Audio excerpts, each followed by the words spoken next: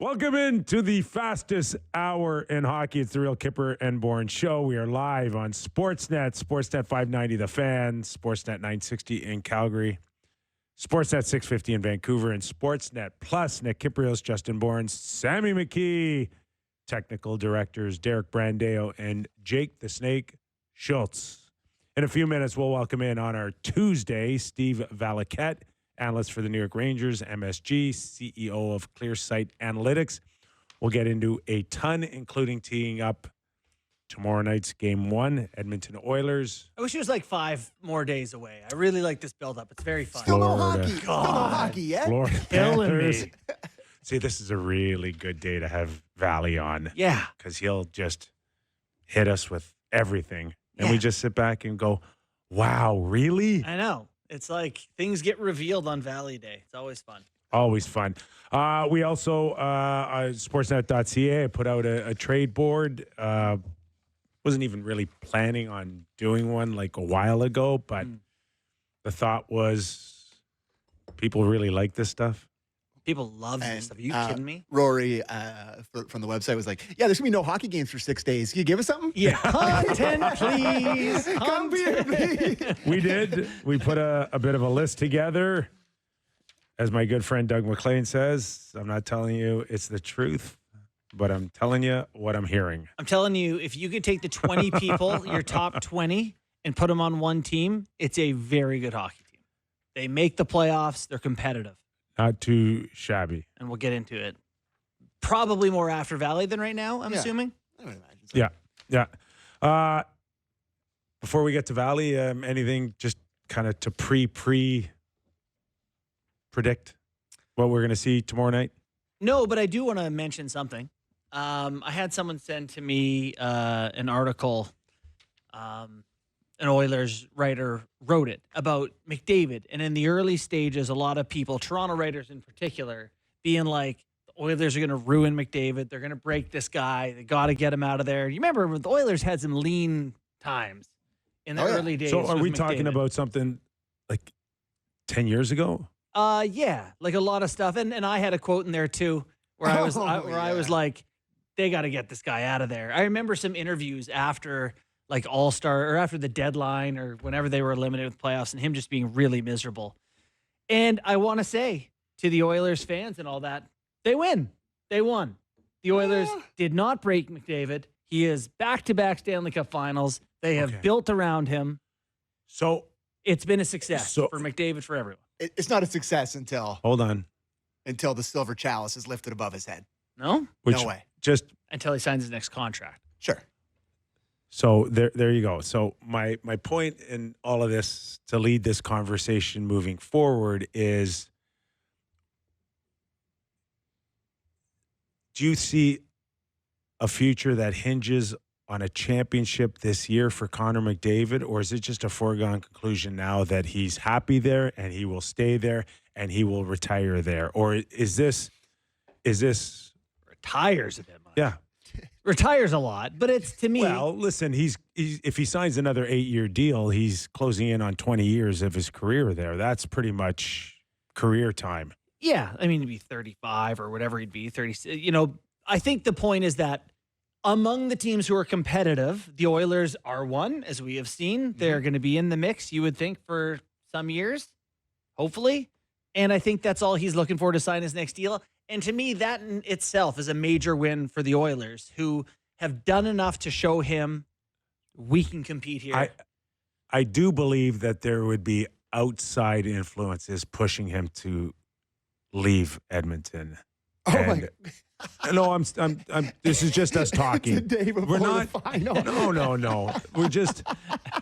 Yeah, I know. I love it. It's okay. Pushing him back home, baby. It's Come all right. on home. I think there'd be some outside pressures, and who knows where the league is on it, that you would be better utilized in the United States selling our game. Oh, you think they'd have Gary Bettman sit him down and be like, listen, son. I don't Going full grads? No, I don't think it would be Gary Bettman per se, but there's people that would make it clear that he is our most marketable player and maybe the most gifted player in the history of the game.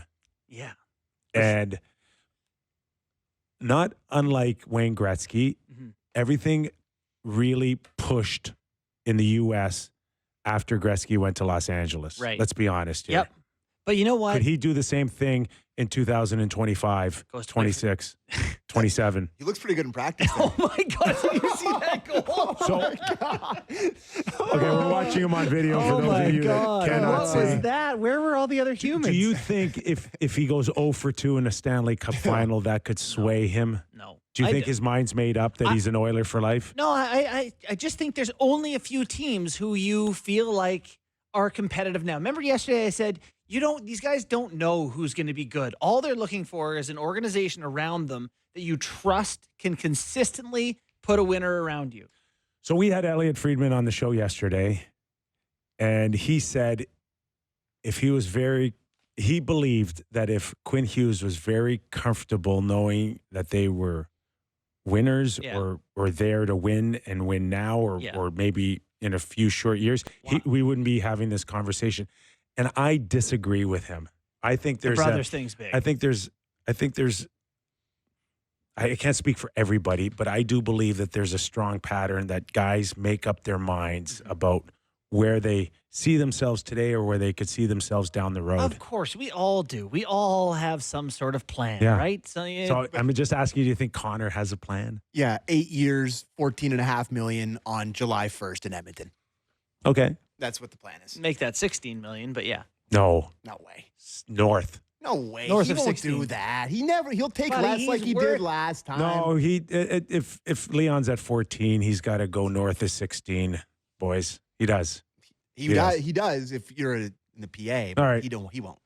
Let's bring him in. Steve Valiquette, always on a Tuesday. Always. What's up, boys? Just all we got to do is What's just up, what's up? open the gates, and he runs. I'll tell ya, Kentucky Derby. I've been on the beach all day, so I don't know how fast I'm going to be running. It's tough in the sand. It's nice here for first day in a while. I don't know how it's been for you. Same guys, here. but it's been a battle. Yeah. All right. Where do you want to start? We were just talking about McDavid. I don't know if you've got an opinion on does his future and short term and long term depend on whether he wins a Stanley Cup or not this time around for you? You know, I'm not there because I already believe he's going to win. Like I can't get past the fact that I think Edmonton's going to win. Yeah. You know why, guys? Because every time we've ever seen a team push year after year, return to a final, they've lost 2 conference finals. They continue to push. They're a driven, perseverance-based group. I think they've had the sores, I guess, from taking a couple of really tough losses. 3 years ago, I spoke to an NHL GM that told me he thought Edmonton was going to win that year, but Connor was playing on one leg in the conference final. So I feel like this is destiny. It's going to happen. This is legacy for him. Top players always seem to find a way in this game. And you go through all the years of all the Stanley Cups, how many superstars never won? It's a very short list. I feel like this is going to be Connor's year, and I think he's going to be an Oiler for life. How much credit do you give to the team for putting pieces around him to give him this chance versus this is a great player? I think about, remember LeBron like dragging some Cleveland teams to the final? I don't feel like you can do that, drag a bad team in the NHL to the final consistently like this guy, unless the team around you is pretty good.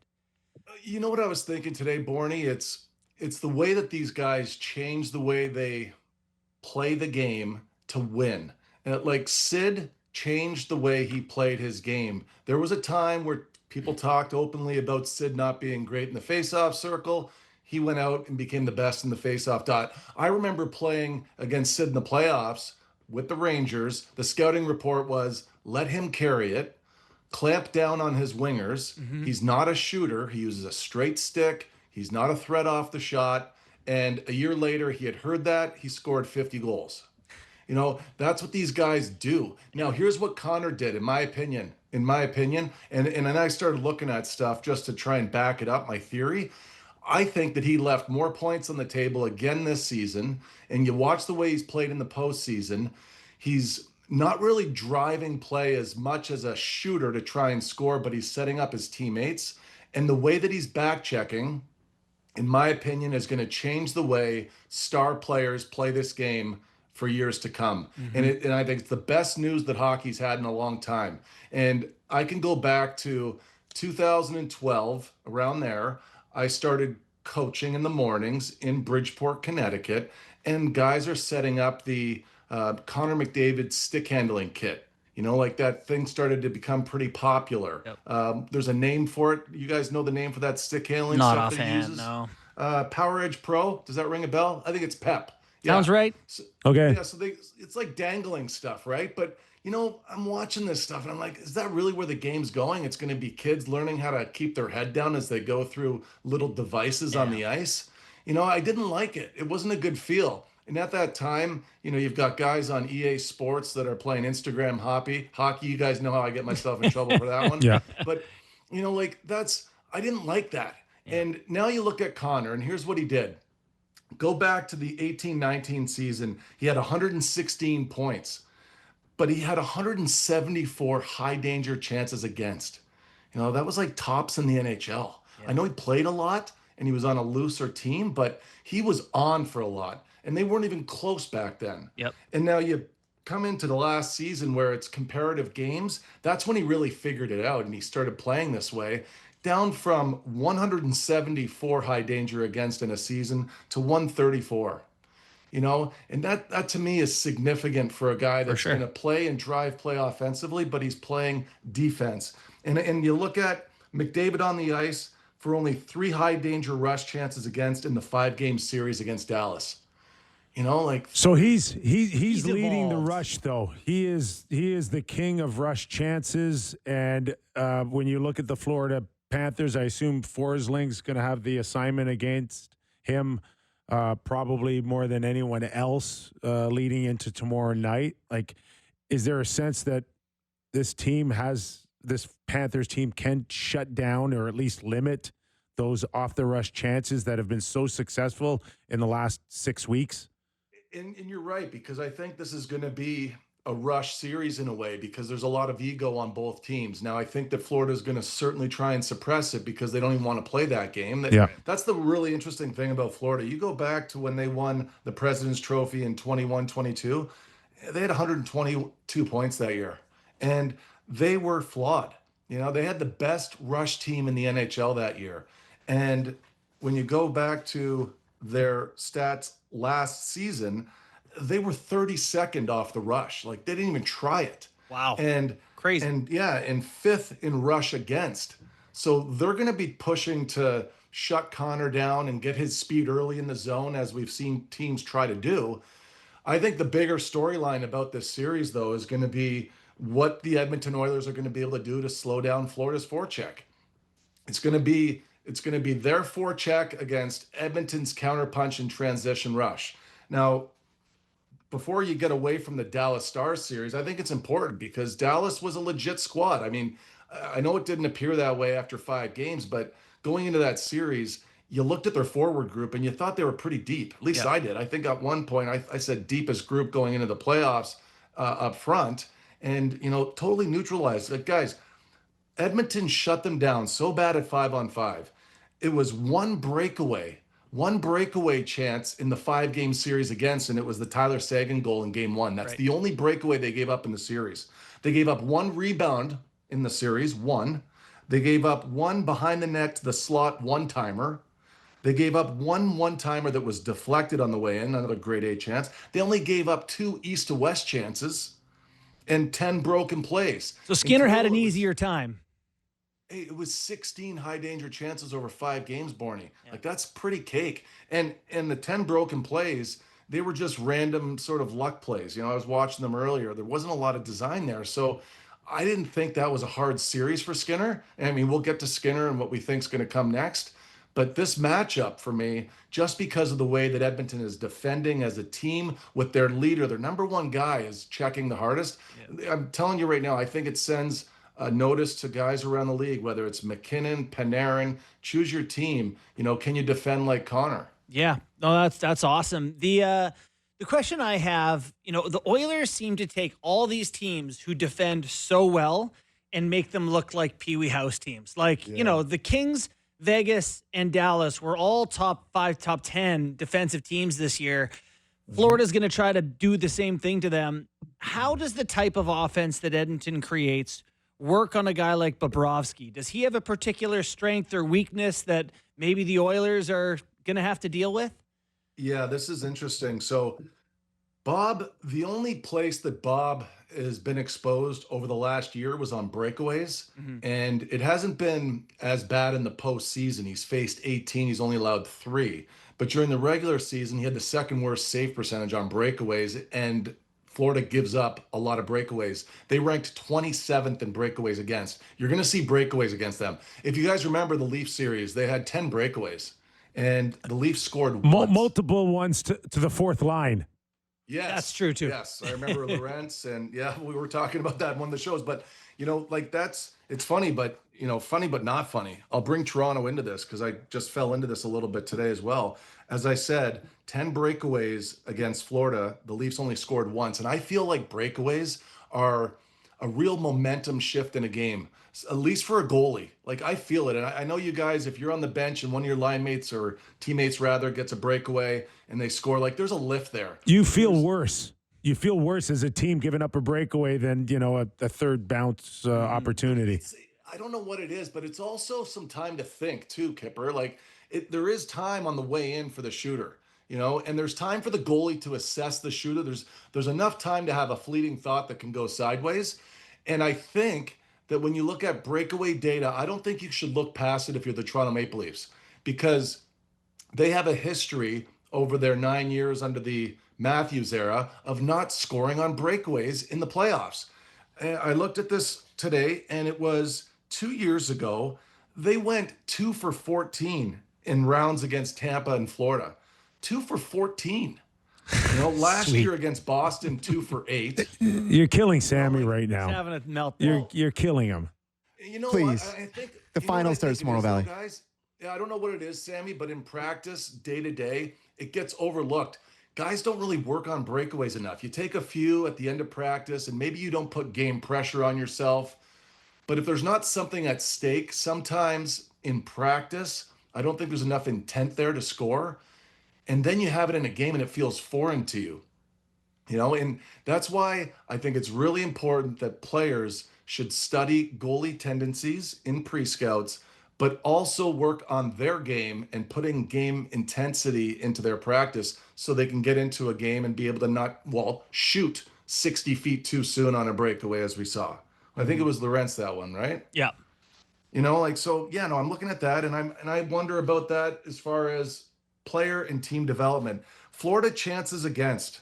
Well, this is where they really dominate this year. Screens, they gave up the third fewest. Their D are big and tough. They box out. Broken plays, they gave up the fewest. So those shots from the point that are trying to ricochet on the way in, they clear better than anybody. They gave up the fewest in the NHL in the regular season. Rebounds, fourth fewest. One-timers, fifth fewest. This team knows how to D up and protect the front of the net. That's going to be the challenge for the Edmonton Oilers. Can they get their pucks through from the point, and be able to get there for secondaries? Because this is a big D. Kyper, I've been listening to you for years about this. The teams that win protect the middle of the ice. They protect net front. They're big, they're nasty, they're long. Like, this is what you need, and that's where Edmonton's challenge is going to be in this series. The only weak spot, again, is the breakaways. That's the only weak spot as far as defensively. Off the rush, not a terrible team with the exception of the breakaways. Bobrovsky, I've got him this playoff so far, guys. 134 clear-sighted shots where he's seen the puck for more than half a second, hasn't been beaten. Oh, Hasn't boy. been beaten. Yeah. The only time he's been beaten, that's outside. I should note that's outside slot area.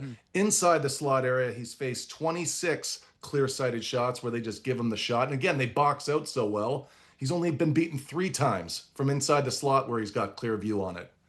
So he's been really solid, as I said, on breakaways, only giving up 3 goals, even though he was bad in the regular season. So that could probably go out the window. One-timers, he's faced 41 one-timers, only given up 1 goal.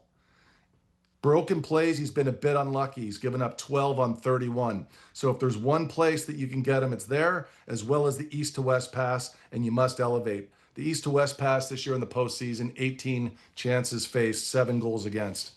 So I'll tell you what, boys, it's going to be a heck of a final. I'm really looking forward to it, and I just can't believe we've had to wait this long. I know. The thing is, the Oilers do move the puck east to west well, and they do have guys who can get breakaways, so it's possible that they could get to this guy. I'm thinking, I'm thinking, and you know what? You've got to look at where to go on him. You've got to go high glove on the breakaway, all right? Whether it's a deke or an early shot, that's where you have to go. You know who's really good on the Oilers on breakaways is Zach Hyman.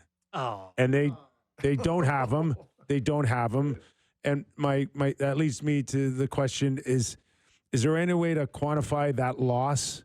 Or are we just going to come to the conclusion that it's either going to be Kapanen or Brown or Frederick, or someone's just going to come in there and Corey Perry's going to continue his magic and it's not going to be as big of an issue as I might think right now? I know. Look, it's a playoff performer lost in your lineup that just hurts. But, I mean, they got over Ekholm. I mean, I thought Ekholm was going to be much worse. I thought LA was going to beat Edmonton in the first round. And after 2 games, didn't it look that way? And then since the way they've galvanized, again, I think there's a McDavid factor here, a Draisaitl factor. You load up on these guys. They're like nuclear warheads. You just go to bat with them year after year. And I don't think they're going to be denied. I just don't believe they'll be denied. The rush, we're talking about that a lot right now. 42% of all the goals in the playoffs that have been scored have been off the rush. So, it's going to be a factor for Skinner. I'll kind of pivot to Skinner here. I pulled this today. The last 3 years, rush save percentage, minimum 1,000 rush chances faced for all goalies. Skinner ranked second last in the NHL with an 883. The only goalie worse over the last 3 years is Merzlikins.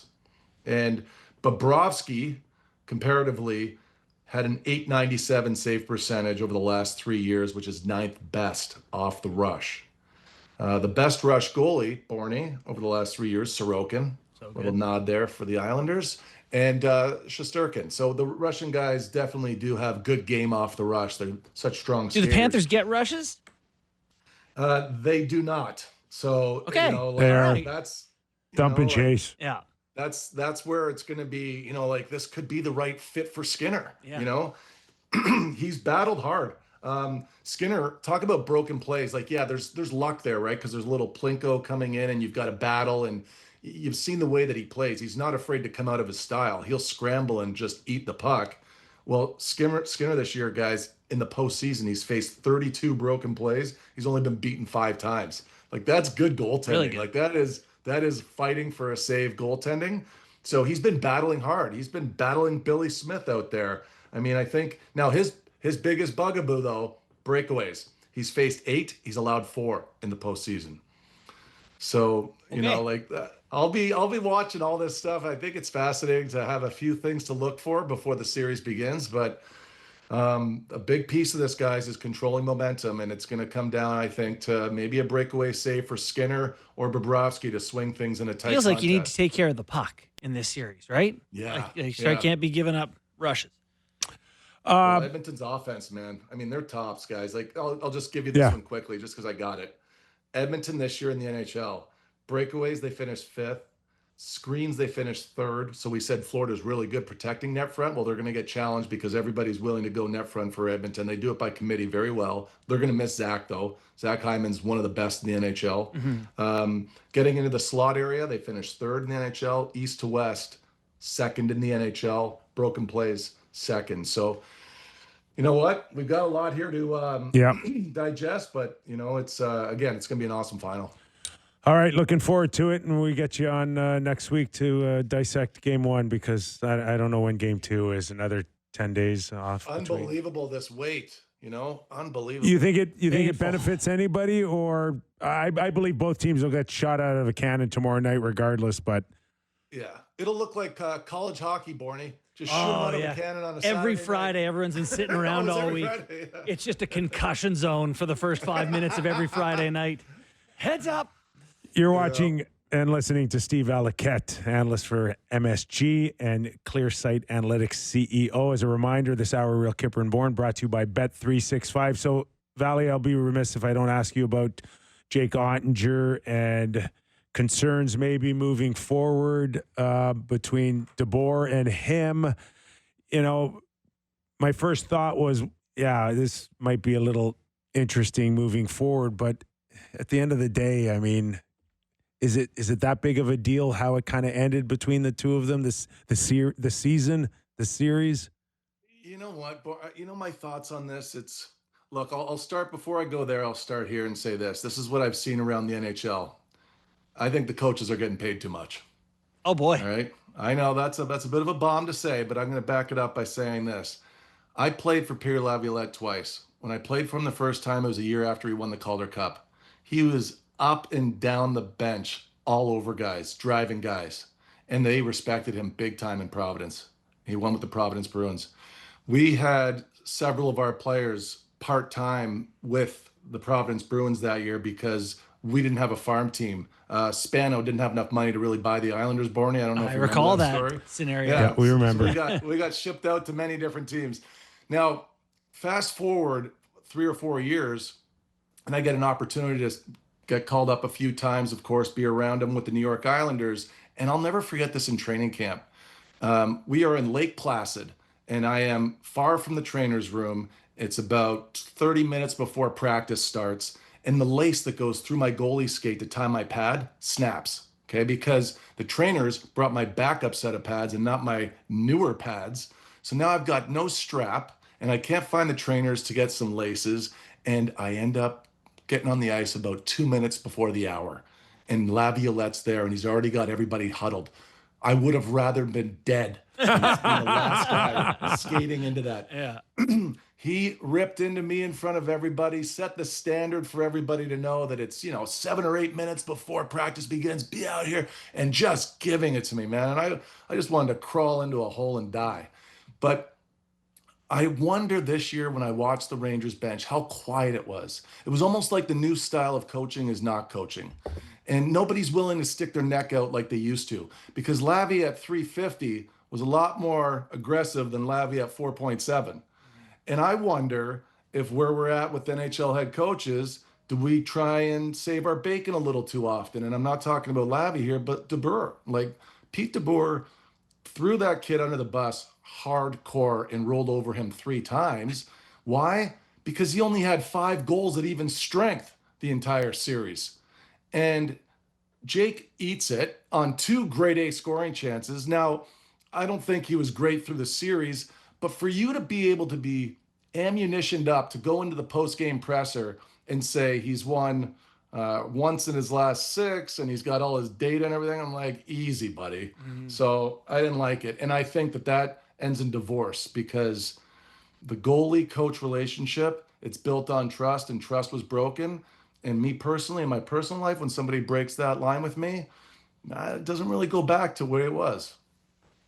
That's crazy. So the relationship with that, even what makes it stranger, I guess, is the head coach and the goalie. Like, as a head coach, you think you could just be buddy-buddy. You could almost be an assistant coach to the goalie, right? Because the goalie coach these days feels like the guy who might be harder on him or in his ear about something. Like, I just don't feel like the head coach goalie relationship should ever be acrimonious. The best coach I ever had was Ryan McGill. Yeah. And he didn't talk to me once the entire season.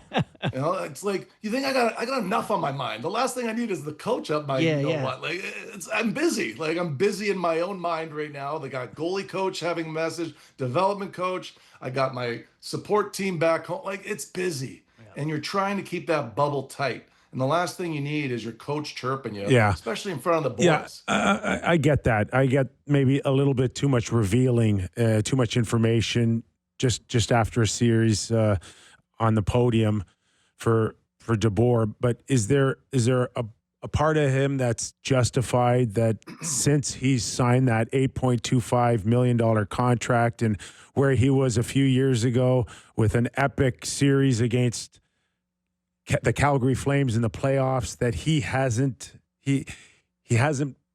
lived up yet to that massive contract, that there's been too much inconsistencies in his games since he signed it?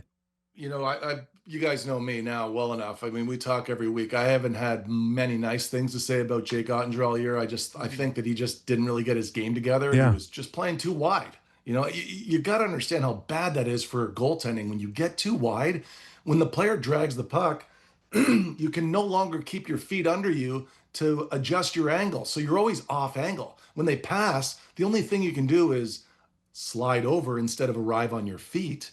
And what I see is the shoulders coming down, and there's a lot of room under his hands when he gets low and spread out. Through screens, he really struggled. But you know what? Pete DeBoer should have went to the goalie coach and said, hey, here's what I see with this guy right now. Here are my concerns. He's on a short leash. Let him know this. Like, you can have your goalie coach can come in and say, hey, listen, I want to let you know, like, he's going to be looking to Casey DeSmith. If it doesn't go well early, you just be ready before that series begins, because this is the attack, and just give him that notice. And if it comes from the goalie coach, it's a safer spot. You can't come there from the head coach. It's just the way it is. And it just, you know what? It's just the way it is. I can't come up with anything other than that right now. Valley, That's all you need. I got one more. I just got to go one more to Valley. Just one more. Just Let the guy go to the beach. Valley, Run for an hour. I've got a trade board on sportsnet.ca, and I came this close to putting Demko on it in Vancouver. Oh, boy. And I wasn't quite there yet. But if it's not Demko you want to talk about, in general, the goalie market this summer, is you think it's strong? Is it to the point where maybe you think that their coach is a little bit and you don't want to put in $8 million on a lot of them because you don't know where it's going to go?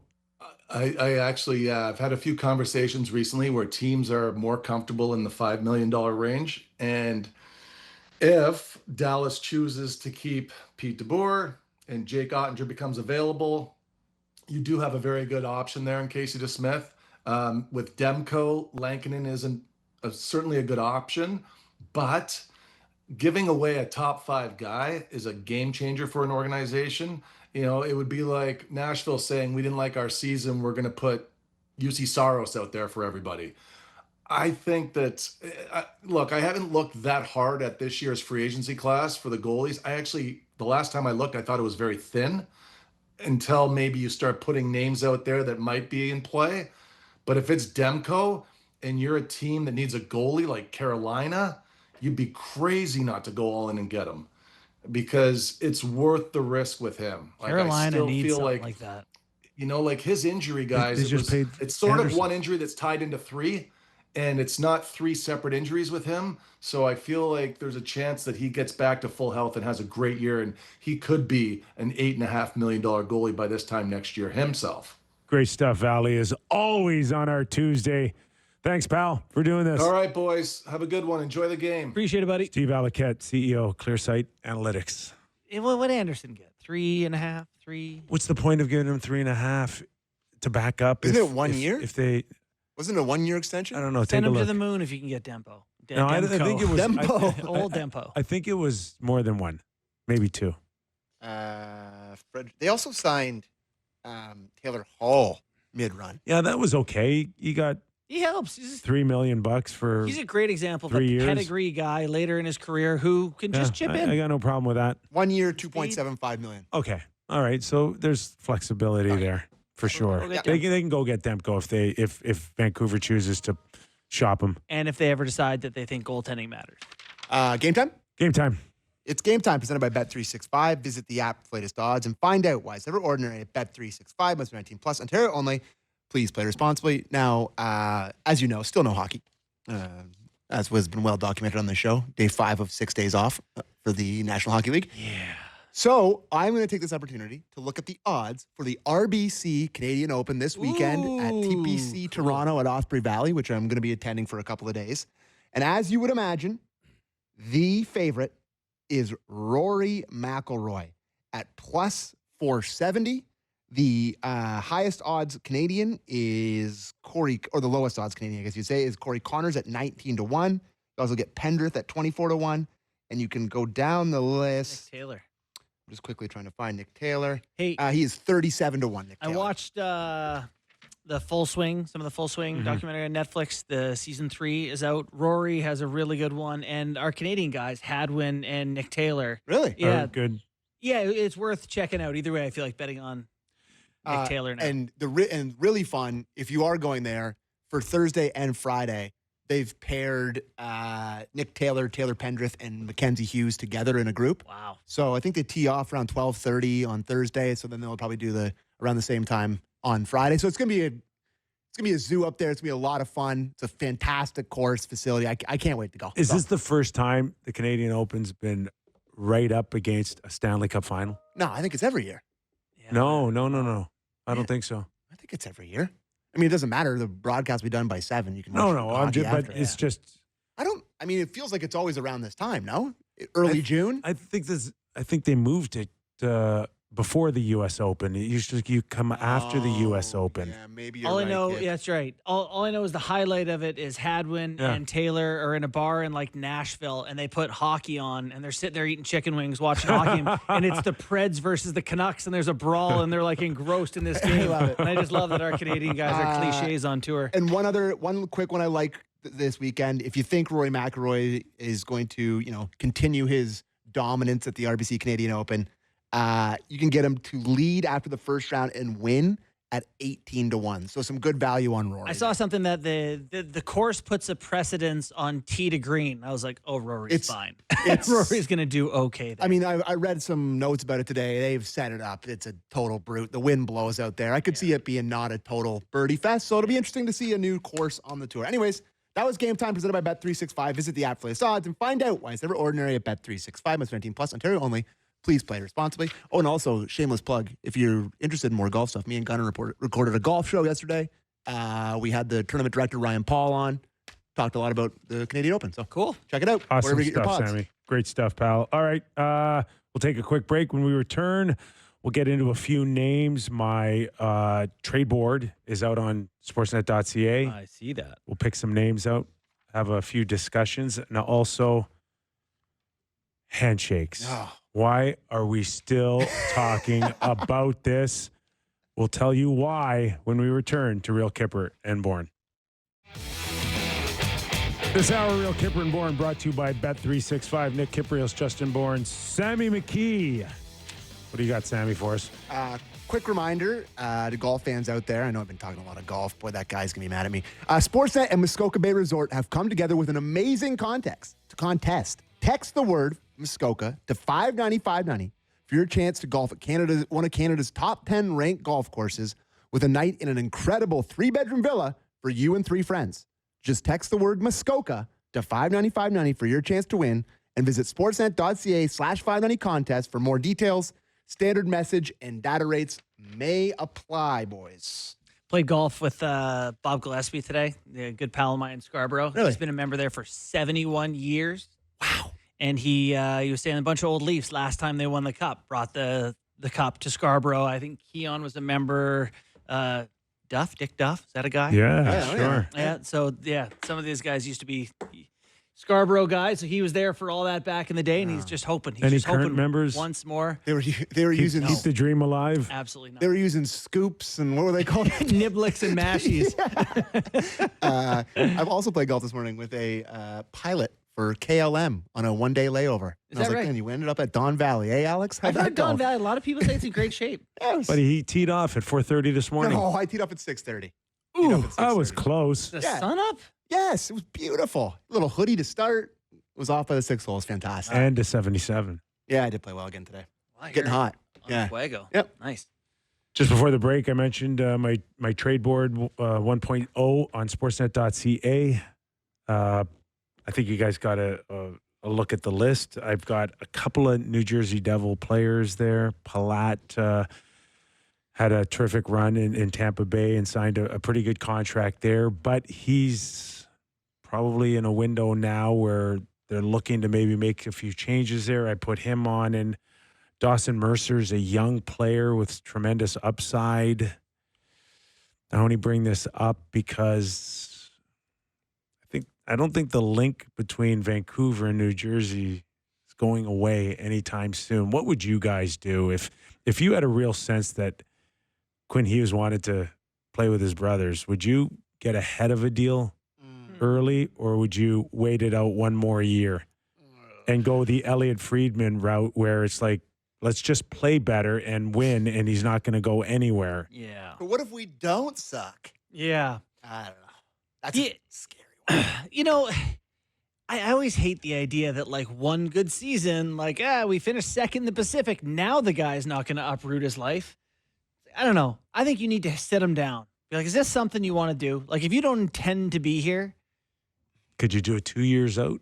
Or do you, or is it the Matthew Tkachuk 1 year out with having that hard discussion? And back then it was with Brad Treliving. And remind me, Kip, he's not eligible to sign this July 1st, the extension. It's next year. Correct. Okay. 2 years, this coming season and next season, the Yeah. following season, Okay. and then he's UFA and walks out the door Hughes has for 2 nothing. years left. This Yeah. and one more. Yeah. Yes. Yeah. Okay. And he's So, best player in the league.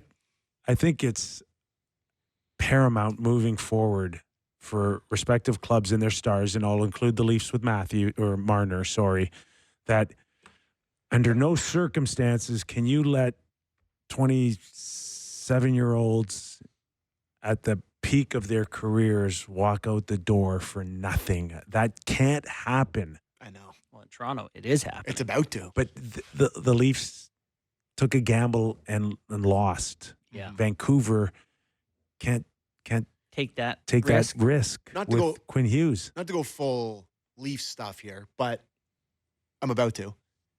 There are rumors trickling out here. We saw the Vegas connection that Friedge brought up on 32. Thought he kind of alluded to it here. Like, was there more attempts to trade Marner than we actually thought here, boys? Like, last offseason heading into this season, at the deadline, the very public one with the Carolina Hurricanes, like, it just the more stuff tries to trickle out, maybe there was more attempts than we thought. I don't know. Any indication? From my perspective, and I'm not saying that I'm in on everything or I've heard, but not seriously, Sam. Okay. Right? I think a couple of things might have been floated around, and I think Vegas was in a conversation at some point with Theodore, but how close it got or how much it was presented to a guy with a no move, I can't answer that. But to me, you got to be really aggressive. Clubs like Vancouver now have to get ahead of this instead of a hope and a prayer that he likes it But here. you know what? You can't win without elite players. Like, you can't go trade Quinn Hughes for Dawson Mercer and Palat and 2 firsts or one of their top prospects. Like, You're never going to be you're good. worse. Yes. And so I look at the Canucks when they had their success there, and Pettersson's having a better year, and Miller's good, and Hughes is good, and Demko's on fire, and you go, okay, that's the workings of a successful team. The Canucks don't seem like a place, like a lot of, it's not going to be a top 5 destination for UFAs. It can be a great place that they'll want to go, but it's tough to get the elite guys. Are they in a situation where they have to say, even if he wants to go in 2 years, we have to keep him as long as we can, convince him to stay, put the best team we can on the field here, because we're not going to replace Quinn Hughes. You're not going to get better. But you may lose him for nothing under your scenario. Well, at least you have one more year before you have to make that call. You certainly can't trade him now. Well, that's kind of what I'm saying. Yeah. Like, you kind of have to use this year to show them. Absolutely. If you can find a package that someone's willing to overpay, like they do usually at UFA with current players, Can you top go get 4. Jonathan Marchessault and go get? No, like, you'd have to have a legit top 4 defenseman coming back, I think. No, I don't mean for Hughes. I mean to show Hughes that you're good. You're competitive, that you're trying to win. I don't. Yeah, for Jersey. I'm saying Vancouver. No, you're not trading Hughes. I'm saying for the Canucks. Okay. Bring in good players into Vancouver and say, Quinn, we are not rebuilding around you. We're building. Yeah. I don't know anymore if that will be a difference maker. You really seem to feel he has his mind made up here. If that doesn't do it, then yes, Sammy, I'm worried for Vancouver Canuck fans that this is kind of already in the making, that he wants to go play with his brothers. Because I'm looking at this Canucks lineup, and you subtract Elias Pettersson and Quinn Hughes. or just one of them, whatever. And then it's DeBrusque, Garland, Hedel, Joshua, Höglander. You're a bad team. Not those bad players, but you need stars. Your top guys can't be Hronek, Peterson, Peterson, whichever it is in the back end. Yeah, they got so many of them. It's Marcus Pedersen. They're all Pedersons? Elias Pedersen. Elias Pedersen 2.0. Yeah. I do worry for certain markets that I call it the Matthew Tkachuk theory, that it's like whatever you do, whatever you think you're going to spend, put around me. I don't envision myself retiring here in Calgary. Right? Wasn't that the best way? Everyone got ahead. Like the Uyghur's been awesome for the Flames. And Huberdeau had a good year. Huberdeau had a really good year. Yeah. Yeah. So that has to happen then if you're Hughes and say, let's see what you got from now till whenever. And then if we don't have it. But that doesn't mean that you can start the wheels in motion. You're saying behind the scenes, should the Canucks be talking to teams and saying, all right, who do you like on jersey? Oh, and this is bad. I hate this conversation. Who can you envision packaging? And it's not like it has to happen this summer or in the fall or next Christmas. But if you have a real sense that this guy is going to go south on you, play with his brothers, it's a dream of theirs to put their family together. It's a once-in-a-lifetime opportunity to play three brothers on the same team. What did they draft Luke Hughes at? If that also lands them Quinn Hughes, what a draft pick. Yeah, it's a great pick. Really good with that. Anyways, all right. But to go back to where we started, though, I do like Palat.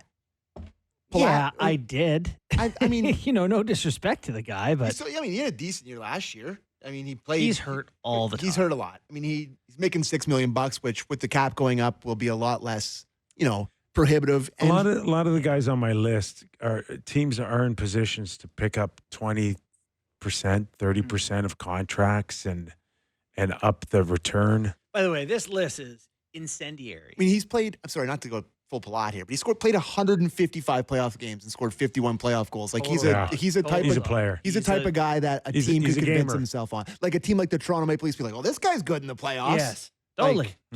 Anyways, sorry. But the top 5 names on this list, actually the top 6 names, if you want to talk incendiary: Elias Pettersson, Morgan Rielly, Rasmus Andersson, Erik Karlsson, Marco Rossi, Martin Necas, who just landed. Colorado. He's like, I got to get out of here. Well, I don't know if it's I got to get out of here, but I think that the level of intensity between Carolina and Colorado, it was a bit of a wake-up call for him. That's the biggest slight to an organization. If they're like, whoa, this team tries hard. The other team needs to have a come-to-Jesus moment. Or if you're Marty and you're like, everybody in this city wants at me to be Rantanen. They look at me, they were like, the guy that stabbed us through the heart in Game 7, I was the guy that replaced him, and I crashed into the boards and left that game and didn't score any big goals, and I wasn't like... You're like the other woman that ruined a marriage. They're like, everything was good before you. Why are you here? It gets a bad spot. I'd want out of there too. If you would have just had a decent run here, he would be talking about re-upping at a real good number. Hey, but I don't see him as a $10 million player now. Give Carolina credit. They knew when he was red hot that he wasn't that guy. Yes. You're not that guy, pal. Yeah. You're not that guy. Yeah. So, he's had a brutal playoff time. He scored 1 goal for them in the playoffs. His playoff career is up. Anyways, go ahead. Guys who get you through or get you there, and there's guys who get you through. There's the music, boys. Yeah. All right, we'll pick it up tomorrow as well. Hold on, what's Necas' contract situation? What's his? I think he's got one more year at $6.5 million, which is a really good number. I agree. Yeah. But interesting. If you're not going to re-sign him, what do you do then? Trade him? Might be some value there. McKinnon's like, you better bring me Mitch Marner right now. Right? We'll have to wait and see how that unfolds. Our thanks to Steve Valiquette, Clear Sight Analytics. All right, boys, one more sleep, and then puck drop, Game 1. Woo! Enjoy your night, everybody. We're back tomorrow on The Real Kyper and Bourne Show.